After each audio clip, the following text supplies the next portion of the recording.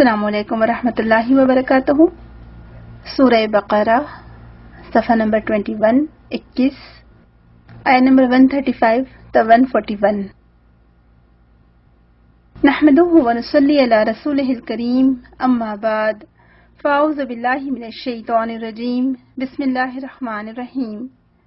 رب اشرح لی صدری ویسر لی امری واحلل عقدۃ من لسانی یفقهوا قولی۔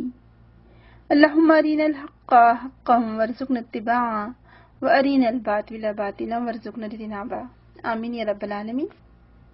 وقالوا كونوا هودا او نصارى تهتدوا قل بل ملة ابراہیم حنیفا وما كان من المشرکین۔ اور کہا انہوں نے کہ ہو جاؤ تم یہودی یا عیسائی تو راہ پا جاؤ گے۔ کہہ دیجئے بلکہ پیروی کرتے ہیں ہم ملت ابراہیم کی جو حنیف تھے اور نہیں تھے وہ مشرکوں میں سے۔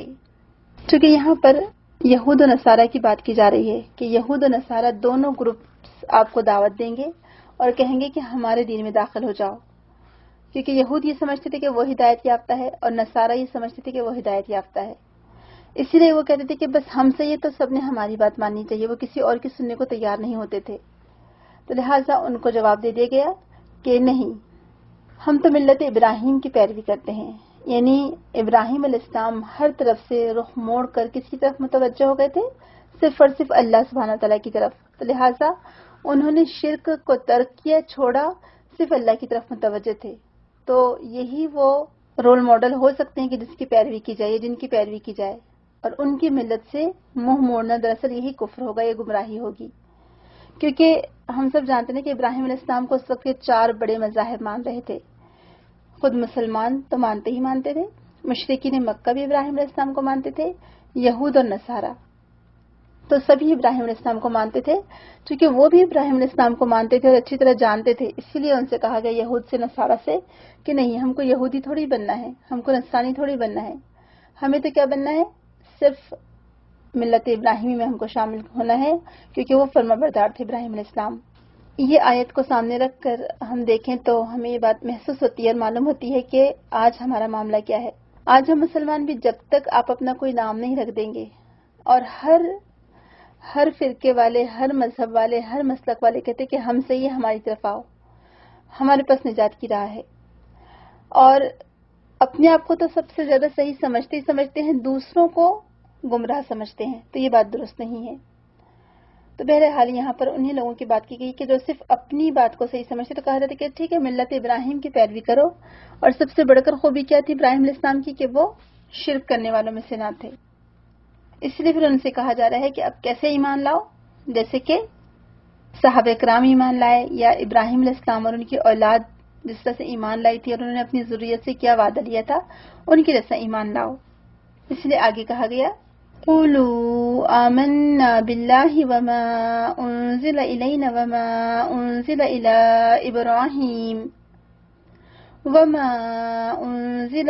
ابراہیم واسماعیل واسحاق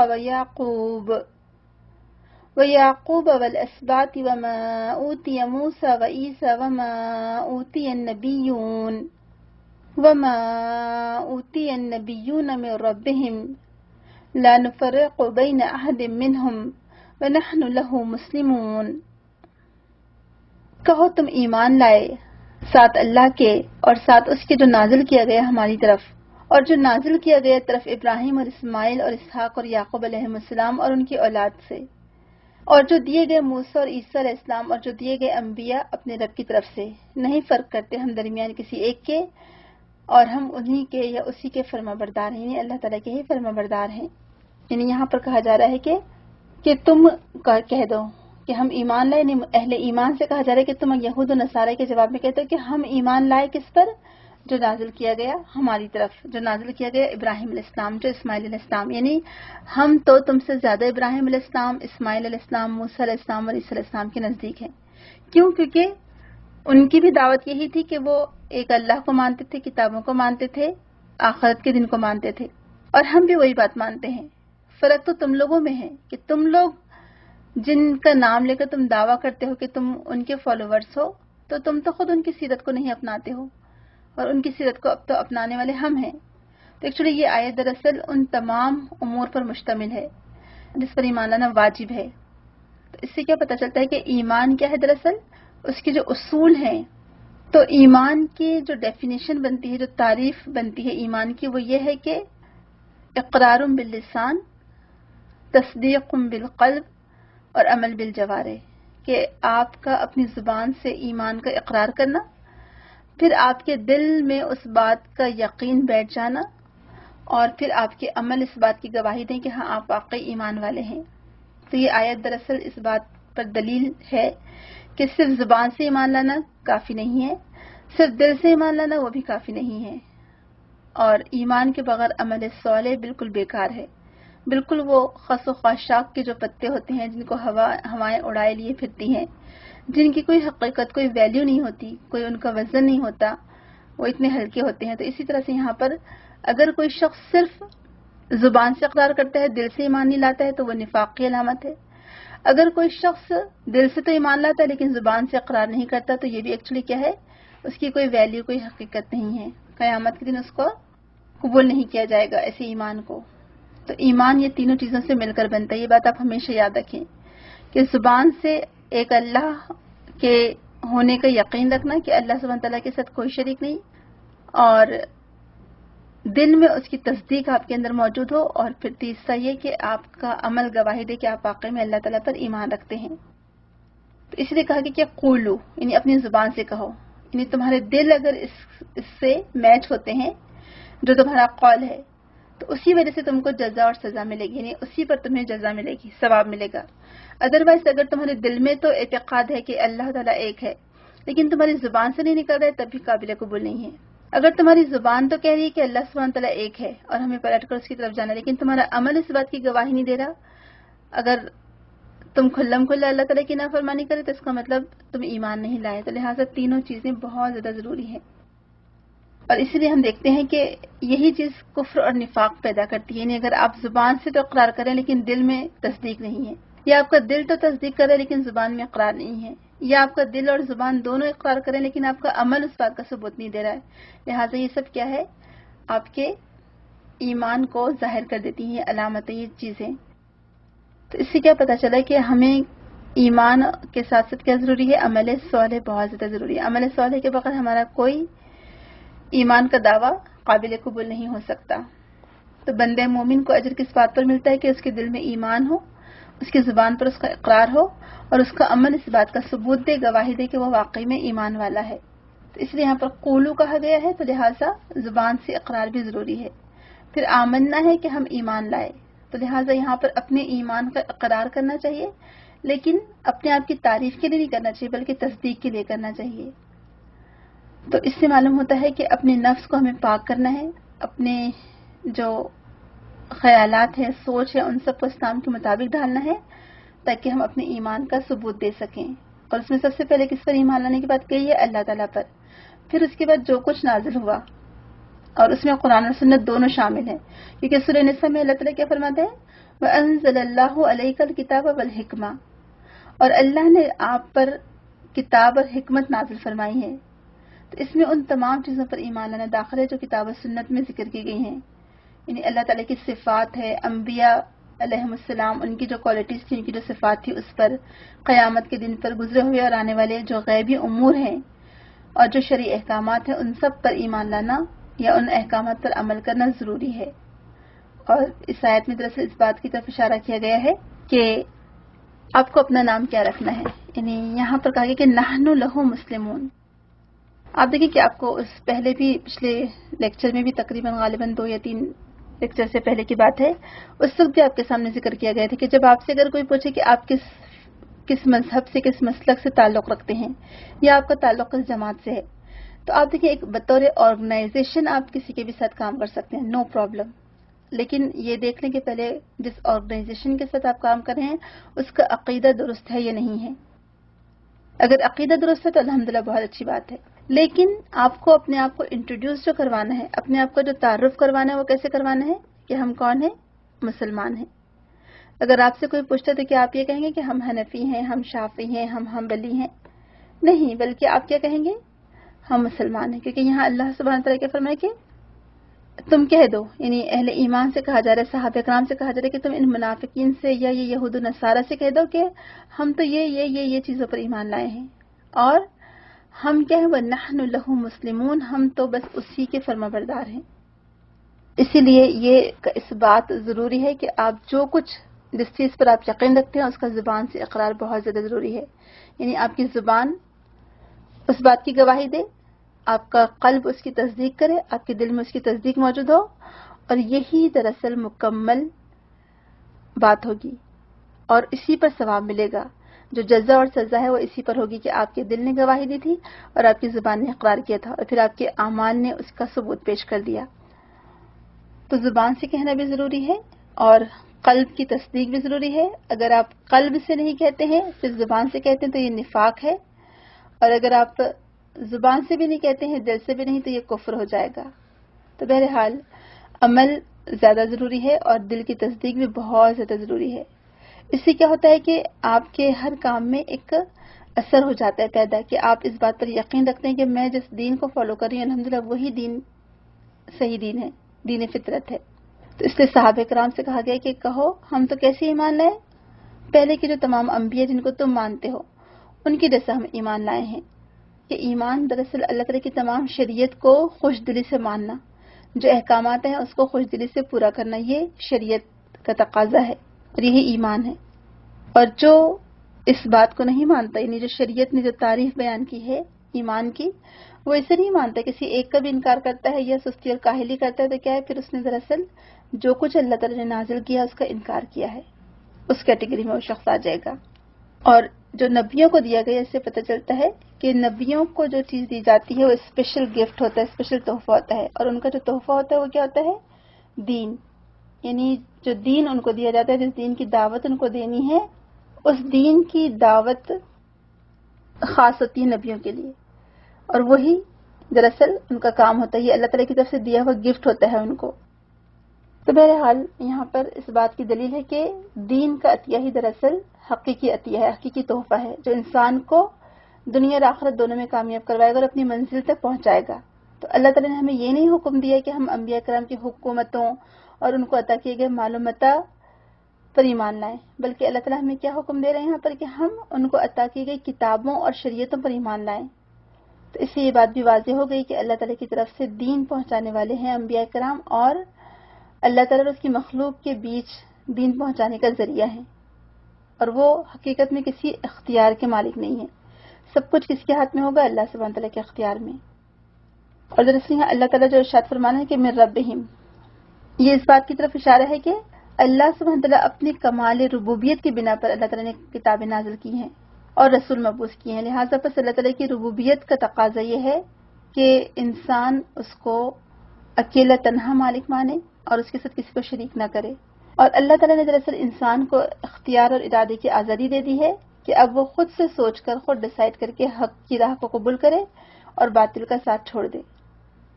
اور یہاں انہی کا فرق بتایا گیا ہے کہ جو انبیاء کرام تھے وہ نیکی کی طرف دعوت دینے والے تھے، وہ بے لوث ہو کر کام کرتے تھے، ان کے اندر کچھ لالچ نہیں ہوتی تھی، صرف ان کو کس بات کی خواہش ہوتی تھی کہ لوگ جوک در جوک اللہ تعالیٰ کی طرف آ جائیں، ایک اللہ کو مان لیں، یہی بات کی فکر ہوتی تھی۔ اسی آیت میں آگے تھا کہ ہم ان کے درمیان کسی میں تفریق نہیں کرتے، لا نفرق بین احد منہم ونحن لہ مسلمون۔ بہت اہم بات ہے یہ کہ جو نیک لوگ ہوتے ہیں وہ انبیاء کرام میں تفریق نہیں کرتے، اور وہ تمام انبیاء کو اللہ تعالیٰ کا بھیجا ہوا رسول مانتے ہیں۔ ایسا نہیں کہ ایک پر ایمان لایا اور دوسرے پر ایمان نہیں لایا، بلکہ سب پر ایمان لاتے ہیں۔ اور وَنَحْنُ لَهُ مُسْلِمُونَ، یہ بہت ہی پیارا جملہ ہے کہ بس ہمیں اپنے آپ کو انٹروڈیوس کیسے کروانا ہے کہ ہم صرف اللہ تعالیٰ کے فرما بردار ہیں، ہم صرف مسلم ہیں۔ ہمارا نام اللہ تعالیٰ نے مسلم ہی رکھا تھا پہلے بھی، اور اس کتاب میں بھی اللہ تعالیٰ نے ہمارا نام مسلم رکھا۔ آیت نمبر 137، فَإِنْ آمَنُوا بِمِثْلِ مَا آمَنْتُمْ بِهِ فَقَدِ اهْتَدَوْا وَإِنْ تَوَلَّوْا فَإِنَّمَا هُمْ فِي شِقَاقٍ فَسَيَكْفِيكَهُمُ اللَّهُ وَهُوَ السَّمِيعُ الْعَلِيمُ۔ پس اگر وہ ایمان لائے ساتھ اس چیز کے کہ ایمان لائے تم ساتھ اس کے، تو یقیناً وہ ہدایت یافتہ ہو گئے، اور اگر وہ اعراض کرے تو وہی ہیں مخالفت میں، تو اللہ تعالیٰ ان کے لیے کافی ہو جائے گا آپ کی طرف سے، اور وہی ہے خوب سننے والا اور جاننے والا۔ اب یہاں پر دراصل صحابہ کرام کے ایمان کو بطور مثال پیش کیا گیا ہے کہ اگر ایمان لانا ہے، تم ایمان کا دعویٰ کرتے ہو تو صحابہ کرام کی طرح ایمان لاؤ، اور اللہ تعالیٰ کافی ہو جائے گا تمہاری طرف سے ان کے لیے۔ یعنی یہاں پر آپ صلی اللہ علیہ وسلم یا اہل ایمان کو مخاطب کر کے کہا جا رہا ہے کہ تم پر وہ لوگ جو زیادتیاں کر رہے ہیں، ظلم و ستم کر رہے ہیں، ان قریب اللہ تعالیٰ تمہاری طرف سے ان کو کافی ہو جائے گا۔ تو یہاں پر ہم دیکھتے ہیں کہ اس کی جو مثال دی گئی کہ جب بنو قریظہ کا معاملہ پیش آیا، اور ہم سب جانتے ہیں کہ پھر ان کے ساتھ کیا معاملہ کیا گیا، کیونکہ انہوں نے غداری کی تھی تو ان کو ختم کر دیا گیا۔ پھر بنو نذیر کو جلا وطن کر دیا گیا، اور اسی طرح سے تمام یہودی قبیلوں کے ساتھ یہ معاملہ ہوا کہ ان کو خیبر کی طرف ہانک دیا گیا، یا پھر بعد میں وہ لوگ خیبر سے بھی نکل گئے اور وہاں سے چلے گئے۔ تو اللہ تعالیٰ کافی ہو گیا ان کے لیے، اہل ایمان کی طرف سے اللہ تعالیٰ ہی کافی ہو گیا ان کے لیے۔ اہل ایمان کو کچھ نہیں کرنا پڑا، بلکہ وہ لوگ جو دشمن تھے اپنی موت آپ مر گئے۔ آگے والی جو آیت ہے بہت ہی اہم آیت ہے، صبغۃ اللہ ومن احسن من اللہ صبغہ ونحن لہ عابدون۔ اللہ کا رنگ اختیار کرو، اور اللہ کے رنگ سے زیادہ اچھا رنگ اور کس کا ہو سکتا ہے، اور کہو کہ ہم اسی کے عبادت گزار ہیں، یا ہم اسی کے لیے عبادت گزار ہیں۔ سبحان اللہ۔ پیچھے جو آیت آئی تھی شقاق، اس کے معنی ہوتے ہیں بہت زیادہ شدید اختلاف، بہت زیادہ شدید کسی کے مخالفت پر اتر آنا، اور صبغۃ اللہ مطلب الزم دین اللہ و فطرتہ، یعنی دین جو کچھ دین ہے آپ کا، آپ اس کو فالو کریں، یعنی اللہ کا رنگ اختیار کرو، مطلب اللہ کے رنگ سے مراد اللہ کا دین ہے، اس کی تمام ظاہری باطنی اعمال اور تمام چیزیں اس میں شامل ہو جاتی ہیں، یعنی عقیدہ، اور عقیدہ کیا ہوگا کہ ایک اللہ کو ماننا، تمام رسولوں کو ماننا، اس میں تفریق نہیں کرنا، آخرت کے دن اٹھائے جانے پر یقین رکھنا۔ تو کہا جا رہا ہے کہ تمہارا جو دین ہے اور تمہاری جو کوالٹیز ہیں وہ سب ایک جیسی بن جائیں، یعنی جب یہ دین تمہاری صفت بن جائے گا تو یہ تمہارے لیے اس بات کو خوشی کا باعث بنا دے گا، اور تم اللہ تعالیٰ کی محبت میں گرفتار ہو جاؤ گے، اور پھر اللہ تعالیٰ کی محبت سے خوشی خوشی تم اللہ تعالیٰ کے ہر حکم کے آگے سر جھکا دو گے۔ لیکن یہ کب ہوگا؟ جب آپ اپنے آپ کو اللہ تعالیٰ کے حوالے کر دیں، جب ہمارے اندر وہ کوالٹیز پیدا ہوں جو اسلام چاہتا ہے، جس کا اسلام تقاضا کرتا ہے۔ تو یہاں پر دراصل دین کو اپنا اوڑھنا بچھونا بنا لینا، دن رات اسی فکر میں رہنا کہ میں کون سا عمل کر لوں جس کی وجہ سے اللہ تعالیٰ راضی ہو سکتا ہے، تو پھر یہ اس کے مزاج کا حصہ بن جاتا ہے انسان کے۔ اور پھر جیسے آپ نے دیکھا ہوگا کہ کپڑے کو جیسے مکمل طور پر بدل دیا جاتا ہے رنگ دینے کے بعد، کبھی آپ نے دیکھا ہے وہ طریقہ جب رنگ دیا جاتا ہے تو بہت بڑا سا پتیلا یا دیگ جیسی ایسی کڑھائی جیسی ہوتی ہے جس میں پانی گرم کیا جاتا ہے، اور اس میں کپڑا اور جو رنگ کاٹ ہوتا ہے وہ سب ڈال دیا جاتا ہے۔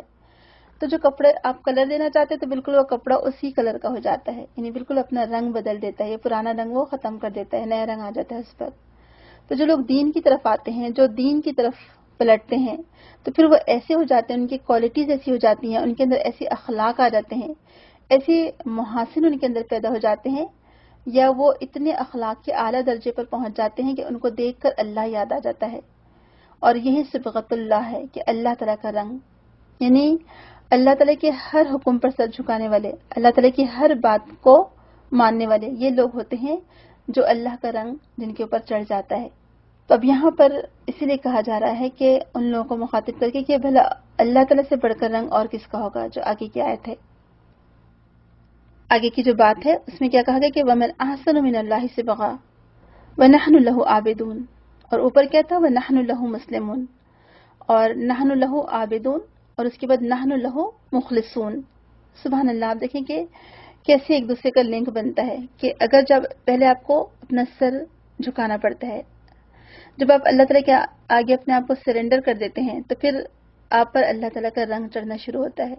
پھر کیا ہوتا جاتا ہے کہ دھیرے دھیرے آپ بالکل مالک کی فرمانبرداری میں خوشی محسوس کرنے لگتے ہیں، اور جب یہ بھی ہو جاتا ہے تو پھر کیا ہوتا ہے کہ انسان خلوص نیت کے ساتھ اللہ تعالیٰ کے آگے جھک پڑتے ہیں۔ اس کی جب دل کی کیفیت ایسی ہو جاتی ہے کہ وہ ایک اللہ کو مانتا ہے، اس کو یقین ہے دوبارہ اٹھائے جانے پر، اس کو یقین ہے انبیاء پر، اللہ تعالیٰ کی کتابوں پر، تو وہ اپنے آپ کو خالص اللہ کے لیے مخصوص کر لیتا ہے، یعنی اس کی عبادتیں صرف اللہ کے لیے ہو جاتی ہیں، اور دل اس کا راغب ہو جاتا ہے اللہ تعالیٰ کی طرف اور وہ خود بخود جھک پڑتا ہے. اور یہ چیز دراصل یہ جو اللہ تعالیٰ کا رنگ ہے، یعنی کوئی اور رنگ اللہ کے رنگ سے اچھا نہیں ہو سکتا. یعنی جب تم کوئی مثال دیکھنا چاہو تو تمہارے سامنے اللہ کے رنگ اور کسی اور رنگ کے درمیان فرق کو واضح کر دے تو تم اس کے اپوزٹ کے ساتھ مقابلہ کر کے دیکھو. یعنی اللہ کے رنگ سے اچھا رنگ کسی کا ہو ہی نہیں سکتا. اور یہ رنگ کون سا ہے؟ کوئی گرین رنگ ہے یا بلیو رنگ ہے یا وائٹ رنگ ہے؟ آپ بتائیں. ہم کیا سمجھتے کہ مسلمانوں کا رنگ کون سا ہے؟ گرین. تو یقین جانے کہ جو گرین رنگ ہے یہ بہت سالوں بعد، کئی سالوں کے بعد، آپ صلی اللہ علیہ وسلم کی وفات تو کب سے ہو چکی تھی، تو کئی 100 سالوں کے بعد جو ترک حکمران تھے انہوں نے اس پر گنبد بنایا تھا اور اس کو گرین کلر دیا تھا. ورنہ آپ صلی اللہ علیہ وسلم کی زندگی میں اور صحابہ کرام کی زندگی میں تو یہ پاسبل ہی نہیں تھا. تو یہ گرین رنگ کوئی مسلمانوں کا رنگ نہیں ہوتا ہے، یہ تو ایکچولی سارے ہی رنگ اللہ تعالیٰ کے بنائے ہوئے ہیں. تو یہاں پر اللہ کا رنگ اختیار کرنے کی بات کی جا رہی ہے اور پھر خود ہی جواب دیا جا رہا ہے کہ اللہ کے رنگ سے بڑھ کر تو کوئی اور رنگ ہو ہی نہیں سکتا. یعنی اللہ تعالیٰ مجھے جس رنگ میں دیکھنا چاہتے ہیں وہ کون سا رنگ ہے؟ اللہ تعالیٰ کی فرمانبرداری کا رنگ، دین اسلام کا رنگ. تو جو مومن اپنے رب پر ایمان رکھتا ہے اس کا دل اپنے رب کے سامنے جھک جاتا ہے اور جو اس کے اعضاء ہیں وہ اس کی اطاعت کرتے ہیں. بس جو بندے مومن ہوتا ہے ہر اچھی کوالٹی سے آراستہ ہوتا ہے، اس کا ہر فعل بہت خوبصورت، بہت اعلیٰ درجے کا ہوتا ہے، وہ مکمل اخلاق کا پابند ہوتا ہے، اپنے اندر بہتر سے بہتر کوالٹیز پیدا کرنا چاہتا ہے، ہر شرم و حیا کے زیور سے اپنے آپ کو آراستہ کرتا ہے اور جو بری چیزیں ہیں، بری عادات ہیں ان کو چھوڑنے کی کوشش کرتا ہے. تو جس کے اندر سے یہ تمام بری عادتیں نکل جائیں اور جس کے اندر سچائی، قول و فعل میں تضاد نہ ہو، صبر، بردباری، پاک بازی، بہادری، یہ سب چیزیں پیدا ہو جائے تو آپ دیکھیں کہ اس کا دل دراصل خشیت الہی کے خوف سے دبا جا رہا ہے اور ایسا ہی شخص پھر اپنے اخلاص کا ثبوت دیتا ہے. تو بہرحال اب مجھے اور آپ کو دیکھنا ہے کہ ہم پر کس کا رنگ چڑھا ہے یا ہم کون سا رنگ زیادہ پسند کرتے ہیں. تو کون سا رنگ ہم پسند کریں گے زیادہ؟ پھر اب یہ آیت پڑھنے کے بعد اللہ تعالیٰ کا رنگ ہے نا، کہ اللہ کا رنگ ہمیں اختیار کرنا ہے. اور اس کے لیے پھر ساتھ میں کیا کہا گیا؟ جب صبغہ کی بات آئی تو پھر نحن لہ عابدون. جب انسان اللہ تعالیٰ کے رنگ میں رنگ جاتا ہے تو پھر کیا ہوتا ہے؟ وہ بے اختیار اللہ تعالیٰ کے آگے جھک پڑتا ہے. اس کے سجدوں کی کیفیت بالکل مختلف ہو جاتی ہے، اس کے اندر خشوع اور خضوع پیدا ہو جاتا ہے. تو اللہ تعالیٰ سے دعا کریں کہ اللہ تعالیٰ ہم پر اپنا رنگ چڑھا دے، ہم بھی اللہ تعالیٰ کے رنگ میں رنگ جائیں. پھر کہا جا رہا ہے آگے 139 میں، قل اتحاجوننا فی اللہ وہو ربنا وربکم ولنا اعمالنا ولکم اعمالکم ونحن لہ مخلصون. کہہ دیجئے کیا جھگڑتے ہو تم ہم سے اللہ کے بارے میں، حالانکہ وہ رب ہے ہمارا بھی اور تمہارا بھی، ہمارے لیے ہمارے عمل ہے اور تمہارے لیے تمہارے، اور ہم تو اسی کے لیے خالص عمل کرنے والے ہیں، یعنی اللہ تعالیٰ کے لیے. اب یہاں پر محاجہ کہتے ہیں دو یا دو سے زیادہ فرد کے درمیان مباحثہ اور مجادلہ ہو جائے، یعنی بحث و مباحثہ ہو جائے یا کوئی آرگیومنٹ ہو جائے جس کا تعلق اختلافی مسائل سے ہوتا ہے. اور ہر فریق یعنی ہر جو آمنے سامنے والا ہے وہ کیا چاہتا ہے کہ اپنی بات میں وزن پیدا کرے اور سامنے والے کو ڈیفیٹ کر دے. حاجہ میں کیا ہوتا ہے؟ جو سامنے والا ہے اس کے قول کو غلط ثابت کرنا. تو اسی لیے دونوں فرد اپنی اپنی طرف دلیلیں قائم کرتے ہیں. تو اس میں ایکچولی یہ کوئی طریقہ اللہ تعالیٰ کو پسند نہیں ہے، بلکہ اللہ تعالیٰ کو کیا بات پسند ہے کہ اگر دین کے بارے میں بات ہو تو اس میں مجادلہ کرو، یعنی دین کی دعوت دینا ہو، تو ادروائز نہیں. تو بہرحال یہاں پر اہل کتاب دراصل اس خوش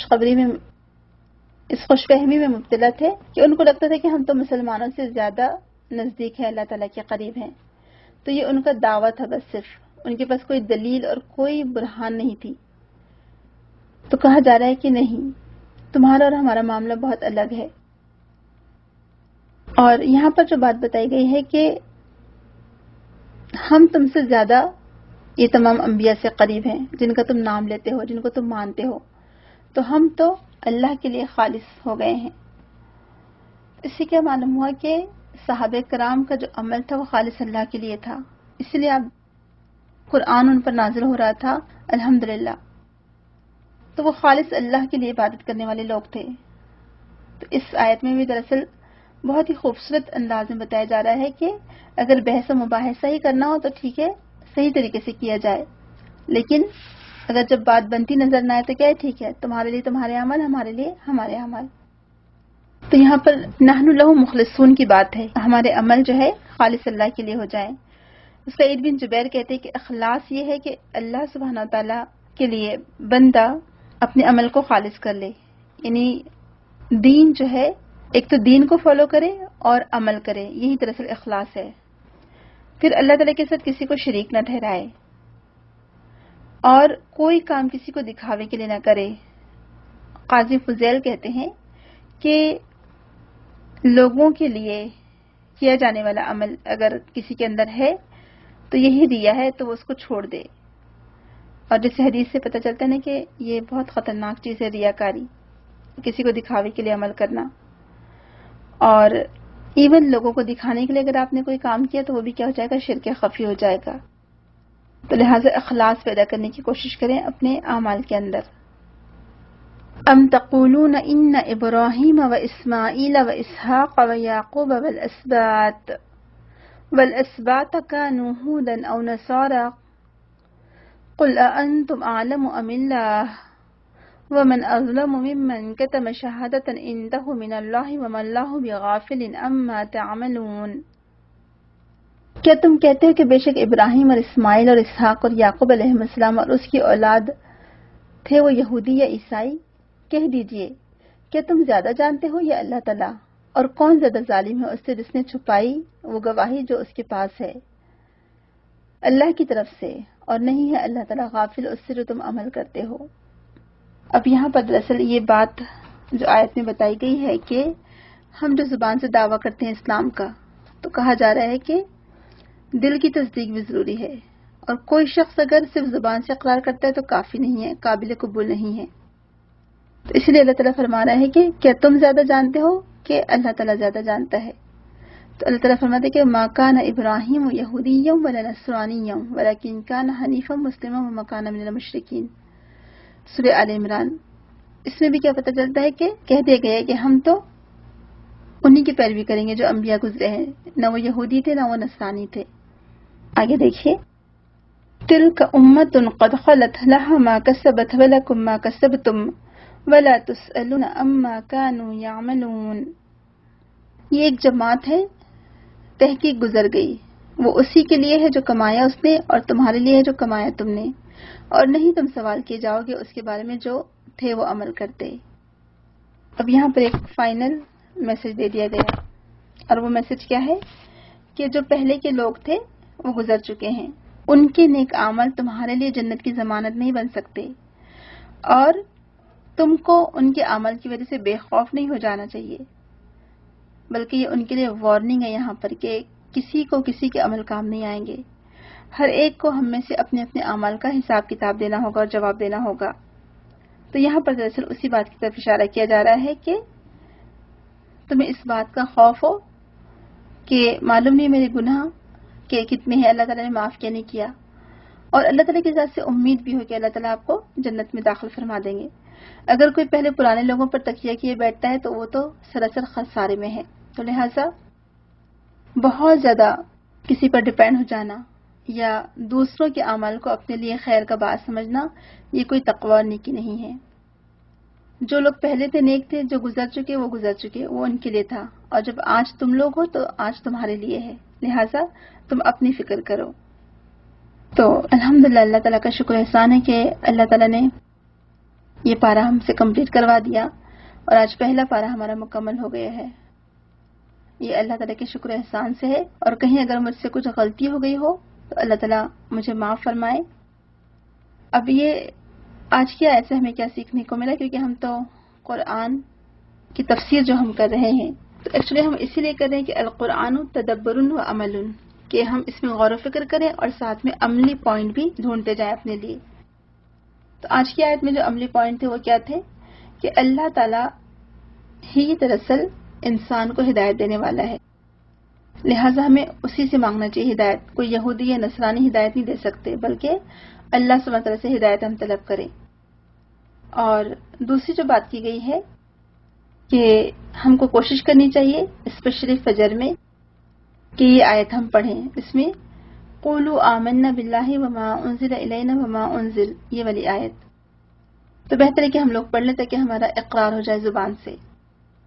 اور تیسری بات پتہ چلتی ہے کہ لوگوں کے سامنے حق کا اعلان کر دیں، چاہے وہ آپ کے لیے کچھ بھی کریں، آپ پر الزامات لگائیں یا آپ کے پیٹھ کے پیچھے برائیاں کریں، لیکن کچھ وقت نکال کر ہم کو اس پیغام کو آگے پہنچانا ہے اور اس پر ثابت قدم رہنا ہے. اور جو قابل توجہ پوائنٹ ہے وہ کیا ہے کہ مومن کو چاہیے کہ وہ جو اللہ تعالیٰ کے بنائے ہوئے شاعر ہیں یعنی جو احکامات ہیں اس کو خوش دلی سے پورا کرے اور کوئی ایسے کلمات اپنی زبان سے نہ نکالے جس کو دیکھ کر ایسا لگے کہ یہ ناپسندیدگی کا اظہار کیا جا رہا ہے. دوسری بات ہے کہ ہدایت مل نہیں سکتی لیکن کیسے؟ اسلام کے راستے پر چل کے، اسلام کو فالو کر کے. تیسرا پوائنٹ ہے کہ مسلمان کو چاہیے کہ وہ صحیح عقیدہ اختیار کرے، تمام نبیوں کو مانے، تمام رسولوں کو مانے، دوبارہ اٹھائے جانے کو مانے، تو صحیح عقیدے کو وہ جانے اور پہچانے اور اس کے مطابق عمل کرے اور دوسرے لوگوں کو بھی اس کی دعوت دیں. اور یہی ہمارے دین کی اصل بنیاد ہے، یعنی رب کے ایک ہونے پر اس بات پر ڈٹے رہنا، جمع ہونا، یہ اصل میں ہمارے دین کی بنیاد ہے کہ ہم کس چیز کی طرف دعوت دے رہے ہیں کہ ہم صرف ذریعہ بنے ہیں اور ہم اللہ تعالیٰ کو ہی اپنا رب مانتے ہیں. ہم اپنی طرف لوگوں کو نہ بلائیں بلکہ اللہ کی طرف لوگوں کو جھکائیں، اللہ کے آگے جھکائیں. الحمدللہ اللہ تعالیٰ کا شکر احسان ہے کہ اللہ تعالیٰ نے ہمیں توفیق دی اور اسی کے فضل و کرم سے ہم آج اپنا پہلا جز مکمل کر چکے ہیں. الحمدللہ اللہ تعالیٰ آپ لوگوں کو جزائے خیر دے، ہماری پوری ٹیم کو جزائے خیر دے. اگلی دفعہ سے انشاءاللہ ہمارا سیکنڈ پارہ شروع ہوگا اور یہ اللہ تعالیٰ کے فضل ہی سے الحمدللہ ہمارا یہ پہلا پارہ مکمل ہوا. اللہ سبحانہ وتعالیٰ خیر و خوبی کے ساتھ ہمارے مکمل ہم سورہ بقرہ کمپلیٹ کرنے والے بنے اور اس کو سمجھنے والے بنے اور آگے سمجھانے والے بنے. آمین. سبحانک اللہم و بحمدک، نشہد ان لا الہ الا انت، نستغفرک و نتوب الیک. السلام علیکم ورحمۃ اللہ وبرکاتہ.